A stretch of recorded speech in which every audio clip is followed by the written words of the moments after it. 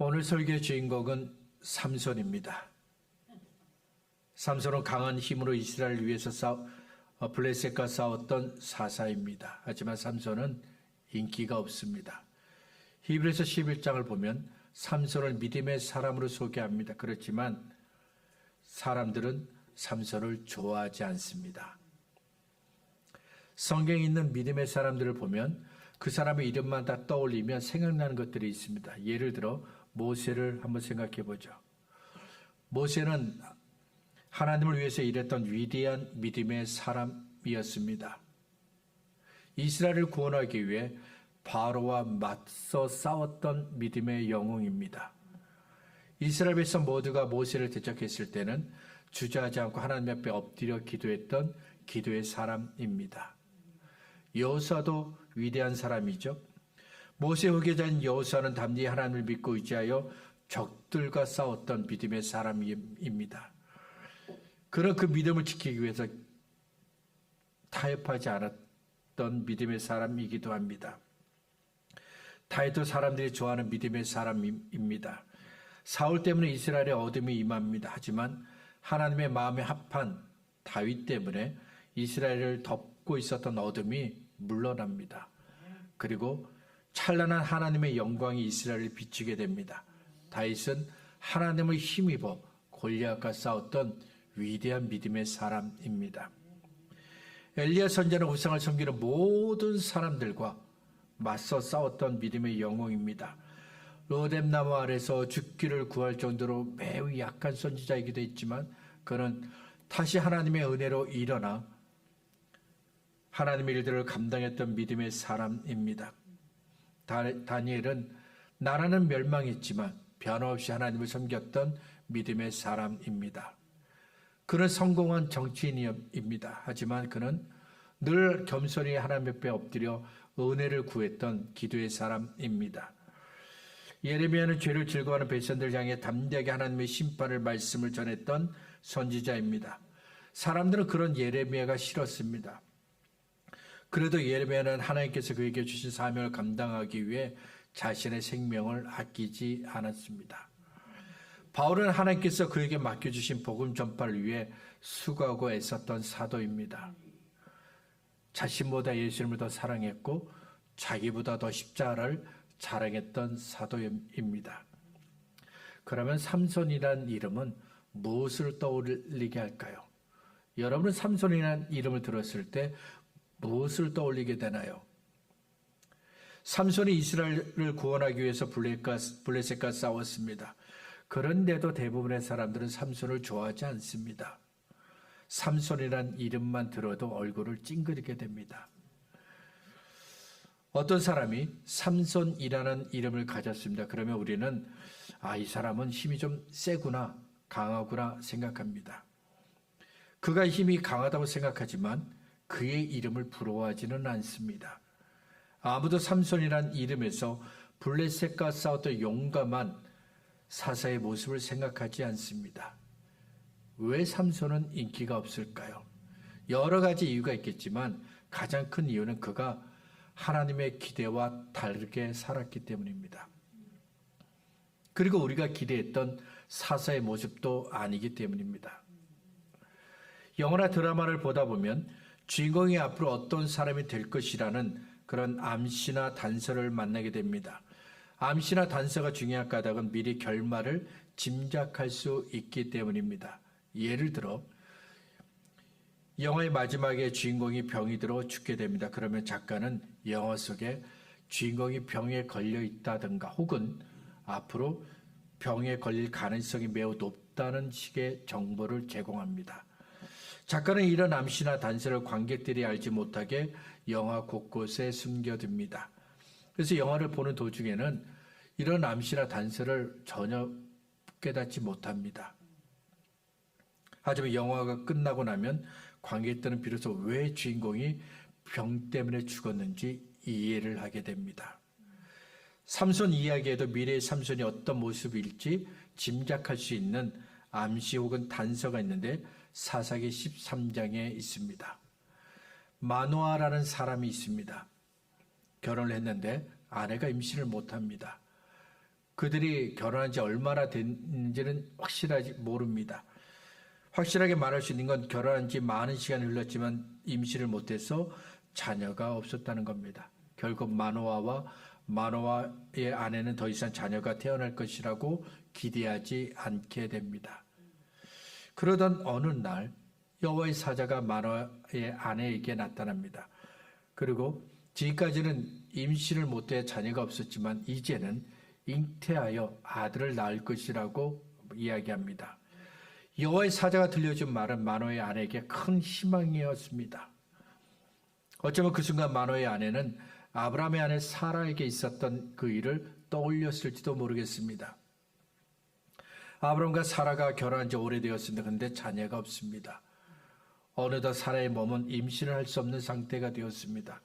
아브라함과 사라도 더 이상 자녀를 꿈꾸지 않게 되었습니다. 그러던 어느 날 하나님께서 사라를 잉태케 하셨습니다. 그리고 아들 이삭을 그의 품에 안겨주셨습니다. 사라에게 있었던 그 일이 이제 마노아의 아내에게도 일어나게 되었습니다. 마노아의 아내에게 일어난 일을 통해 우리는 두 가지 사실을 배우게 되는데, 먼저 우리는 우리의 절망이 하나님의 절망은 아니라는 것을 알게 됩니다. 우리의 좌절이 하나님의 좌절은 아니라는 것을 알게 됩니다. 우리가 생각하는 끝이 하나님의 끝은 아니라는 것을 알게 됩니다. 우리는 우리의 절망과 좌절과 끝이라는 생각 때문에 하나님의 생각과 능력과 위대하심을 축소하려고 하면 안 됩니다. 우리 마음속의 소망이 다 사라지고 절망만이 가득 차 있을지라도 우리를 향한 하나님의 생각과 능력과 위대하심은 결코 작아지지 않습니다.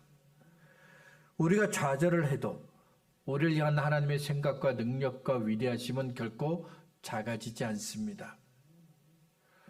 우리가 어찌할 수 없는 장애물 때문에 이제는 여기가 끝이구나, 난 더 이상 할 수 없어 라고 생각할지라도 우리를 향한 하나님의 생각과 능력과 위대하심은 결코 작아지지 않습니다. 마노아의 아내에게 일어난 일을 통해 우리가 배우게 되는 두 번째 사실은, 하나님께서 어떤 일을 하실 때는 반드시 그 안에 하나님의 계획이 있다는 겁니다. 마노아의 아내가 잉태하여 아들을 낳는다는 것은 기적과 같은 일입니다. 그렇다면 하나님은 왜 마노아의 아내에게 이런 일을 하실까요? 마노아와 그의 아내 사이에 자녀가 없기 때문에 하나님께서 아들을 주신 겁니다 라고 대답하는 것은 너무 단순한 대답입니다. 하나님께서 마노아와 그의 아내에게 기적과 같은 일을 하신 이유가 되지 않습니다. 하나님께서 마노아의 아내에게 참으로 기적과 같은 놀라운 일을 행하신 이유가 무엇일까요? 하나님은 태어날 아들을 통해 이스라엘을 구원하시겠다는 계획을 가지고 계셨습니다. 이스라엘의 구원이라는 놀라운 계획을 이루기 위해서 하나님은 마노아의 아내에게 놀라운 일을 하신 겁니다. 사사기 13장 5절을 보죠. 보라, 네가 임신하여 아들을 낳으리니 그의 머리 위에 삭도를 대지 말라. 이 아이는 태에서 나옴으로부터 하나님께 바쳐진 나실인이 됨이라. 그가 블레셋 사람의 손에서 이스라엘을 구원하기 시작하리라 하시니. 하나님께서 태어날 아들을 통해 블레셋의 손에서 이스라엘을 구원하실 것입니다. 그런데 여기에 한 가지 조건을 붙이셨습니다. 태어날 아이가 반드시 나실인으로 살아야 한다는 겁니다. 나실인, 자기를 거룩하게 하는 겁니다. 죄악된 것들로부터 자신을 구별시키는 겁니다. 그래서 나실인이 되면 포도나무에서 난 것을 먹지 않고 독한 술을 마시지 않습니다. 머리를 자르지 않습니다. 죽은 짐승과 죽은 사람에게 가까이 하지 않습니다. 일반적으로 나실인은 자기가 원해서 됩니다. 자기가 원해서 나실인이 되었기 때문에 기간을 정합니다.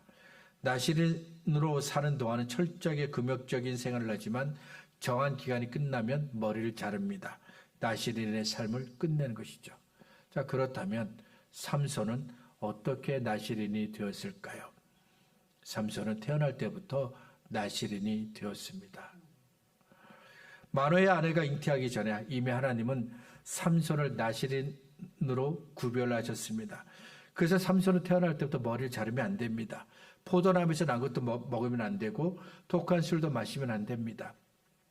죽은 짐승과 죽은 사람에게 가까이 해서도 안 됩니다. 철저하게 거룩하게 살아야 하고 죄악된 것들로부터 자신을 구별시켜야 합니다. 아직 태어나지도 않았지만 하나님은 앞으로 태어날 아들에게 특별한 관심과 기대를 가지고 계셨습니다. 하나님의 특별한 관심과 기대를 이 마노아도 알고 있습니다. 그리고 마노아의 아내도 잘 알고 있습니다. 사사기 13장을 읽은 저와 여러분도 삼손이 앞으로 어떤 사람이 될 것이다, 그 이야기를 잘 알고 있습니다. 사사기 13장을 마무리하는 24절과 25절은 삼손을 향한 기대가 틀리지 않았다는 것을 우리에게 말해줍니다. 그 여인이 아들을 낳으며 그의 이름을 삼손이라 하니라. 그 아이가 자라며 여호와께서 그에게 복을 주시더니 소라와 에스타올 사이 마하나단에서 여호와의 영이 그를 움직이기 시작하셨더라. 특별히 관심과 기대를 받은 출생에 이어 여호와의 영이 삼손과 함께 하셨다는 말씀으로 끝나는 사사기 13장을 보면서 사람들은 더 관심을 갖게 됩니다. 그래서 삼손을 향한 기대를 가지고 이제 사사기 14장을 읽기 시작합니다. 그런데 하나님께서 기대하신 이야기가 아닙니다. 우리가 기대하고 있던 이야기가 아닙니다. 사사기 13장에서는 전혀 어울리지 않는, 차라리 다른 사람의 이야기라고 여기고 싶을 정도로 혼란하게 하는 이야기가 시작됩니다. 1절과 2절을 다시 보겠습니다. 삼손이 딥나에 내려가서 거기서 블레셋 사람의 딸들 중에서 한 여자를 보고 올라와서 자기 부모에게 말하여 이르되 내가 딥나에서 블레셋 사람의 딸들 중에서 한 여자를 보았사오니 이제 그를 맞이하여 내 아내로 삼게 하소서 하며, 삼손이 블레셋 땅 딥나라는 곳에 갔습니다. 딥나에서 한 여자를 보았습니다. 그리고 다시 집으로 돌아와서 부모에게 말합니다. 내가 그 딸과 결혼하겠다. 사사기 13장에서 삼손의 출생에 담긴 하나님의 섭리를 보았습니다. 하나님께서 이스라엘을 블레셋의 손에서 구원하시기 위해 삼손을 특별히 선택하셨습니다. 우리는 삼손이 태어날 때부터 나신으로 구별되었다는 것을 알고 있습니다. 그런데 삼손이 블레셋 사람의 딸과 결혼하겠다고 말합니다. 그 말을 듣고 삼손의 부모는 충격을 받습니다. 이스라엘을 억압하고 있는 블레셋 사람의 딸과 결혼한다? 도무지 이해할 수가 없습니다.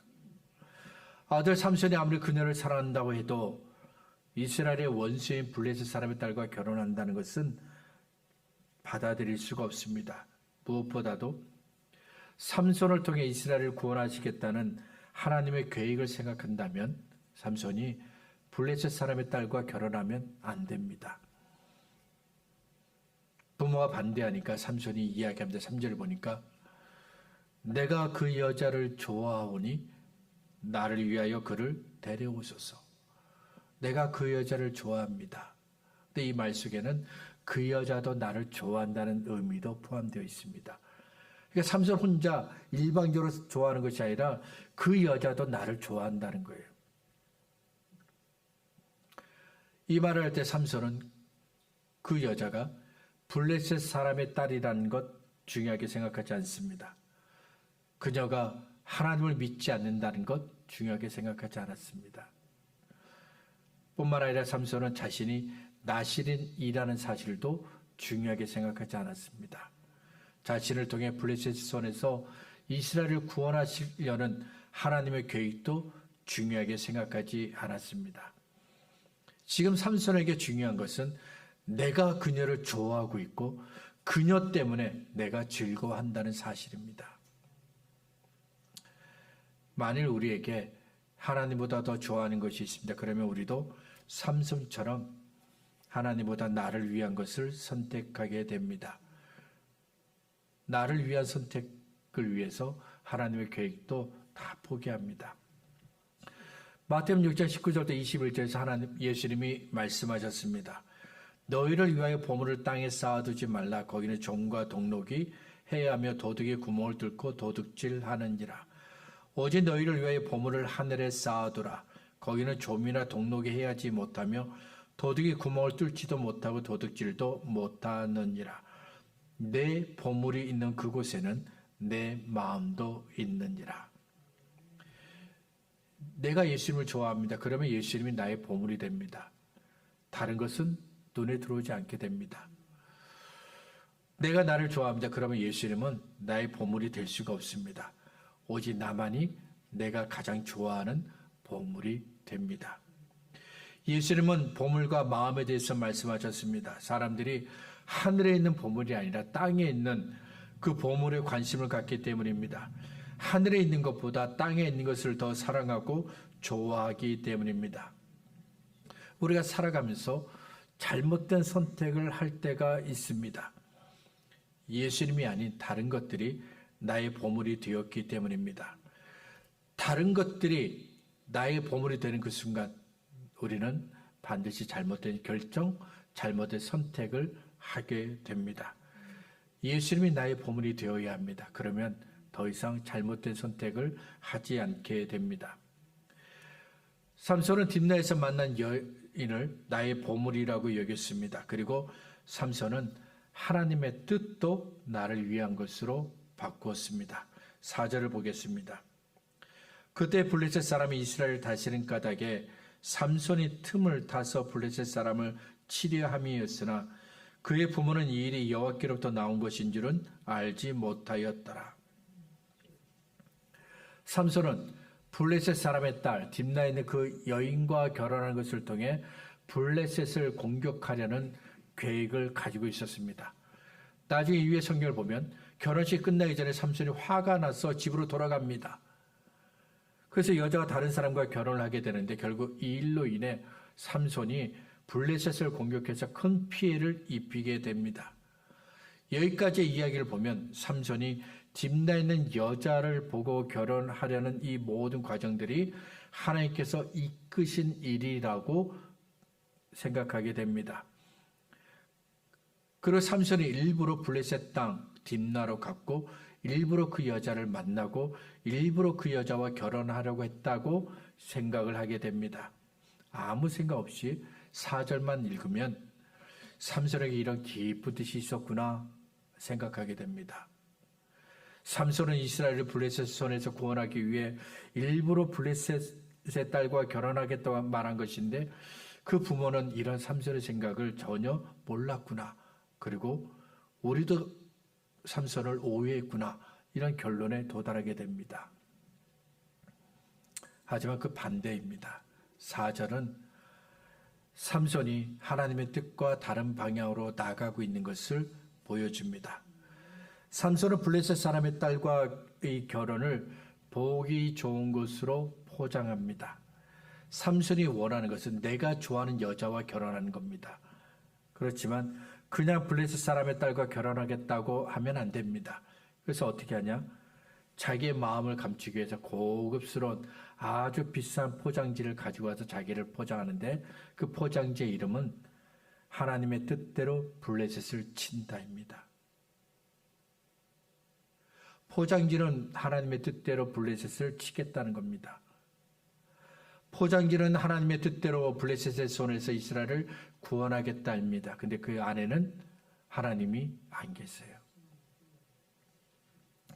삼손이 블레셋의 손에서 이스라엘을 구원하려면 두 가지를 지켜야 합니다. 하나님께서 삼손에게 주신 자리에서 싸워야 합니다. 하나님께서 삼손에게 주신 방법으로 싸워야 합니다. 그런데 삼손이 어떻게 싸웁니까? 삼손이 원하는 방법으로 싸웁니다. 삼손이 원하는 자리에서 싸웁니다. 삼손이 블레셋과 싸운 것은 맞습니다. 하지만 삼손은 자기를 위해서 싸웠습니다. 블레셋의 손에서 이스라엘을 구원하기 위해 싸운 것이 아닙니다. 자기가 좋아하는 여자가 다른 사람과 결혼한 것을 보고 화가 나서 블레셋 사람들과 싸운 겁니다. 여기에 블레셋의 손에서 이스라엘을 구원하시려는 하나님의 뜻은 없습니다. 자기를 위해서 블레셋과 싸우는 삼손의 의지와 분노만 있을 뿐입니다. 예수를 믿는 사람들에게 가지는 꿈이 있습니다. 한 번쯤 하나님의 손에 붙잡혀서 크게 쓰임받는 그런 꿈을 꿔봅니다. 저는 그런 꿈을 늘 꿔보는데 여러분은 어떠신가요? 저는 정말 강하게 하나님께서 역사하셔서 한번 반짝거리고 꺼질지라도 그렇게 쓰임받고 싶다는 강렬한 욕망이 있습니다. 불같은 성령의 임재하심을 따라 기도하고 복음을 전하는 그런 일들을 한번 꿈꿔봅니다. 단 한 번이라도 이런 일들이 일어난다면 그것은 정말 놀라운 일입니다. 살아가면서 하나님의 부르심을 받아 일꾼이 된다. 영광스러운 일입니다. 하나님의 부르심을 받아 하나님의 일에 쓰임받는다는 것은 무척이나 기쁘고 좋은 일입니다. 그런데 삼손은 태어나기도 전에 이미 하나님의 일꾼으로 부름을 받았습니다. 블레셋의 손에서 이스라엘 구원하는 놀라운 일에 부름을 받았습니다. 사무엘에게도 같은 일이 일어나죠. 사무엘이 태어나기 전 한나가 하나님께 기도합니다. 한나에게는 아직 자녀가 없습니다. 그래서 한나는 아들이 태어나면 이 아들을 하나님께 드리고 그 머리를 자르지 않겠습니다. 기도했습니다. 한나는 아직 잉태되지 않은 그 아들을 나시린으로 하나님께 드렸습니다. 세례 요한도 태어나기 전에 이미 하나님께 나시린으로 드려졌습니다. 누가복음 1장을 보면 사가랴와 엘리사벳은 하나님을 신실하게 믿는 부부입니다. 하지만 두 사람 사이에는 자녀가 없습니다. 나이도 많아서 더 이상 자녀를 꿈꾸지 않게 되었습니다. 그러던 어느 날 주의 사자가 나타나셔서 아들이 태어날 것이다 말씀합니다. 그리고 태어날 아들을 나시린으로 구별하라고 말씀합니다. 삼손, 사무엘, 세례 요한 모두 태어날 때부터 나시린으로 구별되었다는 공통점을 가지고 있습니다. 그들은 하나님의 특별한 일을 위해 부르심을 받았고 쓰임을 받았습니다. 그런데 여기서 한 가지 궁금증이 생깁니다. 하나님께서 삼손을 태어나기 전부터 나시린으로 구별하신 이유가 무엇일까요? 하나님은 왜 삼손을 나시린으로 살게 하셨을까요? 다른 사사인 기드온이나 입다처럼 그냥 하나님께서 사서로 부르시면 안 되는 걸까요? 굳이 나시린으로 살지 않아도 이스라엘을 구원하는 사사가 될 수 있습니다. 그런데 왜 굳이 하나님은 삼손을 태어나기 전부터 이미 나시린으로 살게 하셨을까요? 하나님께서 삼손을 나시린으로 살게 하신 이유가 있습니다. 기돈이나 입다는 사람들을 모이게 하고 그들과 함께 전쟁을 합니다. 이스라엘을 구원하기 위해 기돈과 입다는 용감하게 적들과 싸웠습니다. 그들이 이스라엘을 구원하기 위해 사용한 것은 탁월한 지도력과 용맹함이었습니다. 하지만 삼손은 자기의 힘으로 이스라엘을 구원했습니다. 삼손이 가진 힘은 다른 사람에게는 없는 아주 특별한 것이었습니다. 삼손이 자기가 가진 힘을 이스라엘을 위해서 사용합니다. 그러면 삼손의 힘은 블레셋의 손에서 이스라엘을 구원하는 힘이 됩니다. 반대로 삼손이 자기가 가진 힘을 자신을 위해 사용했습니다. 그러면 어떻게 될까요? 자기를 자랑하는 힘이 됩니다. 자기를 높이는 힘, 자기의 욕심을 이루기 위한 힘이 됩니다. 나시린이 된다는 것은 단지 자신을 죄로부터 구별하고 거룩하게 하는 것만 있는 것이 아닙니다. 나시린이 된다는 것은 자신의 전부를 하나님께 드리는 겁니다. 하나님께 나의 생명을 드리고 내가 가진 모든 것들을 하나님께 드리는 것, 그것이 바로 나시린이 된다는 겁니다. 그리고 나시린이 된다는 것은 하나님이 내 생명이시고 내가 살아갈 이유가 된다는 것입니다. 하나님이 나의 힘이 되시고 나의 능력이 되시는 것이고 하나님이 나의 지혜가 되시고 나의 도움이 되시는 겁니다. 철저하게 하나님을 위해서 살고 하나님 중심으로 사는 것, 이것이 바로 나시린이 된다는 겁니다. 삼손이 가진 힘은 하나님께서 주신 힘입니다. 그가 가진 내 힘이 아닙니다. 하나님께서 이스라엘을 블레셋의 손에서 구원하라고 주신 힘입니다. 하나님은 삼손이 나시린으로 살면서 그가 가진 힘의 근원이 하나님인 것을 늘 기억하고 잊지 않기를 원하셨습니다. 그런데 삼손은 이런 하나님의 기대와 달리 하나님께서 주신 힘을 자신을 위해 사용합니다. 마태복음 25장을 보면 하나님께서 달란트의 비유를 하셨는데 하나님께서 예수를 믿어 구원받은 사람들에게 달란트를 주셨습니다. 이 달란트는 하나님의 일을 하라고 주신 겁니다. 이 달란트가 하나님을 위해서 사용되면 하나님의 일을 이루는 힘이 됩니다. 봉사하고 섬기고 사랑하고 헌신하는 데 사용되면 교회를 든든하게 세우는 힘이 됩니다. 반대로 하나님께서 주신 달란트를 나를 위해 사용합니다. 그러면 이 달란트는 철저하게 나를 위한 것이 됩니다. 나를 높이고 나를 만족시키는 도구가 됩니다.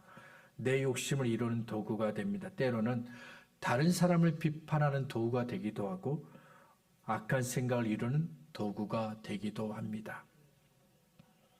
하나님은 하나님께서 주신 달란트를 자기를 위해 사용한 사람들을 무익한 종이라고 부르셨습니다.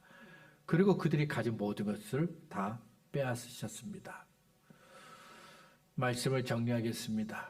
데살로니가 전서 1장에서 바울은 데살로니가 교회를 소개합니다.